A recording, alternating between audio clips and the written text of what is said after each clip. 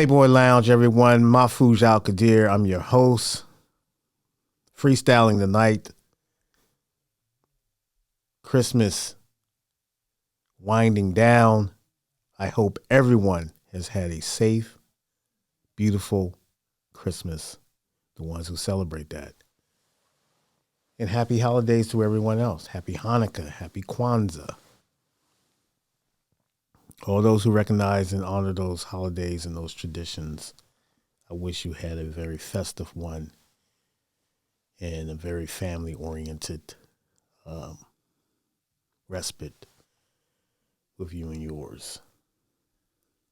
But today we're going to talk about taking our country back. Since everybody wants to get their country or want their country back, how about we take our country back? How about the Americans, the real Americans that's grinding every day, take our country back? Our country has been hijacked by the bureaucrats. They take our tax money and they just do what they want with it. And, you know, as an American, and, you know, we all got to pay taxes. I think everybody knows that, but we need some responsible people in that Congress. And, this Ukrainian war, we're giving a lot of money over to the Ukraine government. And, I know it's a so-called humanitarian effort, and we're doing our part as far as NATO. And I get all the points where, they attack one, but, that's an attack on everyone. And I know Ukrainian is a sovereign country, and we're trying to, support them because let's be real. Russia, this was an unprovoked attack. This was all out aggression by Vladimir Putin and his regime. And so I get all that. But it's getting to a point where it's a quagmire. Can Ukrainian win this war? Can they hold on to the country? And I guess that's why we're stepping up to pour more money into this war, this effort. And,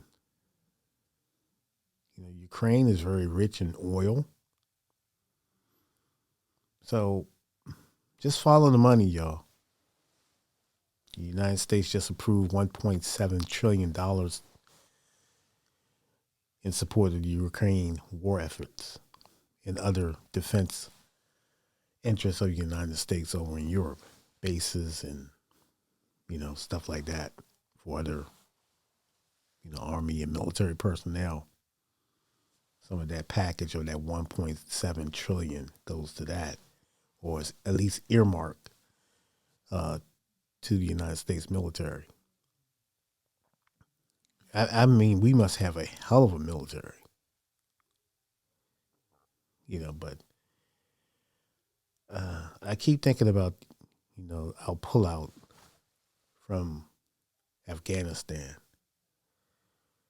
where we left a lot of U.S. military equipment there, and coupled with this war, I'm not going to say I'm confused. I get it, but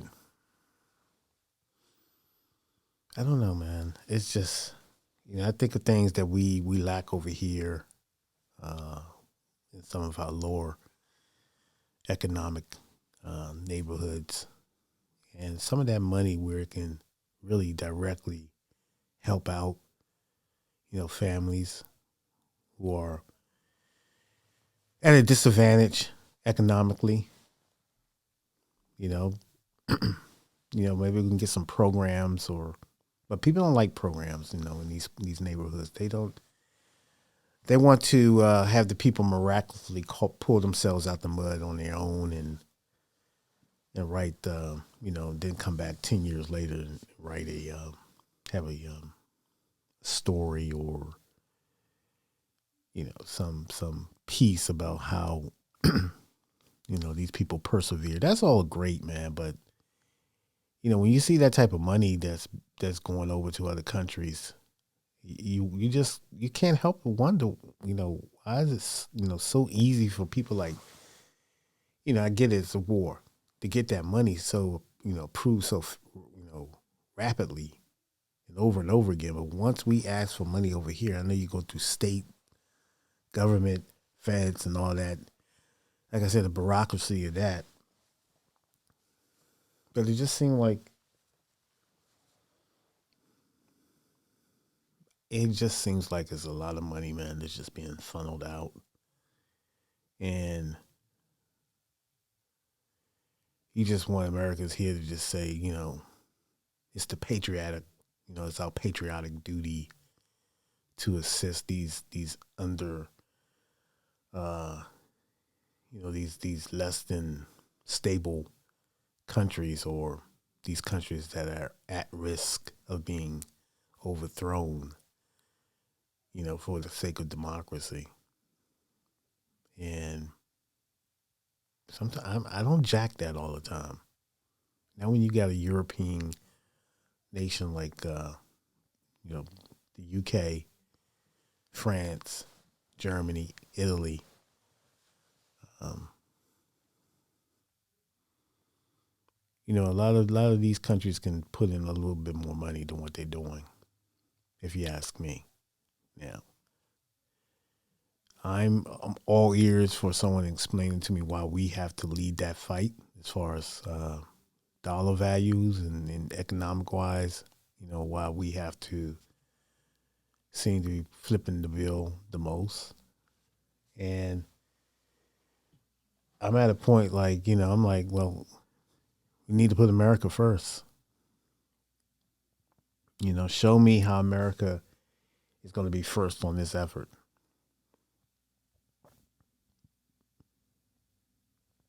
How does it benefit America? And can you tell me how does it benefit the kid down the block or up the road who struggling? His family is struggling to pay bills, struggling to keep the house warm during the winter, cool during the summer, struggling to, keep clothes on their backs, bread on the table, food on the table, struggling to in transportation to certain schools and different curricular activities, after school, and when programs are not available, after school programs are not available to them due to budget cuts. These are just questions, legitimate questions. But we sure can come up with money when there's an event going on in the world, and when there's a war, like like Johnny on the spot, we will be there. It's going to anything for the American interest. Yeah, but I just we're being taxed out of our our paychecks are dwindling, man, and it's frustrating. We spend a lot of money. Like I said, the people who around Christmas time, the holiday season, spend a lot of money at the end of the year, and then you come into the new year and you're trying to catch up. And those are the ones who just do it last minute shopping and impulse shopping. You're trying to catch up. It's stressful. We all know the pros and cons when it comes to holiday shopping. But I'm just saying, going into the new year, some people are trying to catch up. And it's a struggle. It's an everyday struggle. So my allergies are something's going on. Sorry for the little sniffle. But I don't know, man. To me, it's a head scratcher sometimes that we can come up with this money at a moment's notice. But when we're trying to advance educationally in some of these, like I said, poor neighborhoods and inner cities and these kids that lack resources, whether they want to be artists or they want to be computer programmers, maybe outside the school hours, they want to practice on their craft. Some need laptops and supplies, and it's always like, well, the budget only allocates a little bit of this, a little bit of that. That seems to always be the story. The budget is not in the budget. We're busting the budget to get laptops. So I just want someone to explain it to me.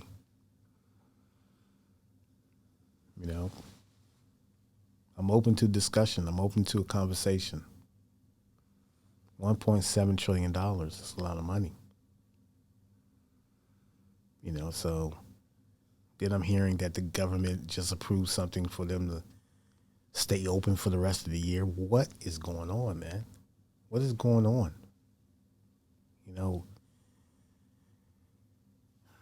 It's the politics. But what is going on? Some people are in certain areas of the country can't afford to even live. And let's say downtown Washington, D.C. is pretty expensive. You're looking at $25,000 to $3,000 a month in a comfortable neighborhood. So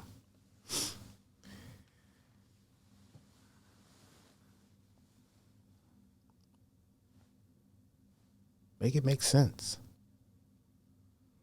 And so I tell my people, that's why you have to be economically healthy. Financially, you have to have some growth. You have to be financially educated. You have to be able to save. With a little bit you think that, it's not going to matter. It will matter in the long run. The whole idea of saving is just enough where it's not going to break you, but enough where you feel comfortable with. I don't care if it's $10 a month, $20 a month. You keep doing that over the course of time, it will add up. Investments. Find somewhere where you can invest. Get $5,000, $3,000, $5,000 so you can invest it. It's not going to help you in somebody's bank.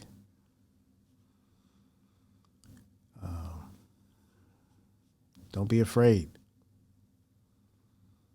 But anyway, man.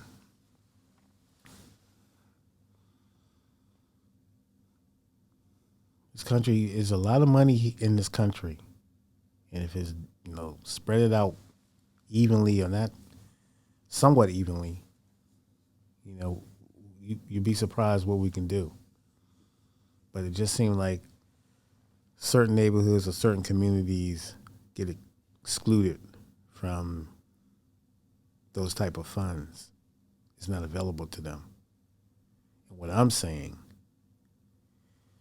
the government needs to invest in their future. Their biggest resource, natural resource, is their kids, their youth. And as the youth, we have a responsibility to challenge ourselves educationally, too. You understand what I'm saying? Just don't say you want to be this, you want to be that. Actually work towards being that. So when you're in a position and that door opens up to you, you can take, your experience and what you have trained to do, and you can go into it full throttle. But that's just me, man. Anyways, I'm not going to hold you. Merry Christmas. Hope you enjoyed it. And the ones who don't have to work tomorrow, relax. Take it all in. And keep grinding. Peace.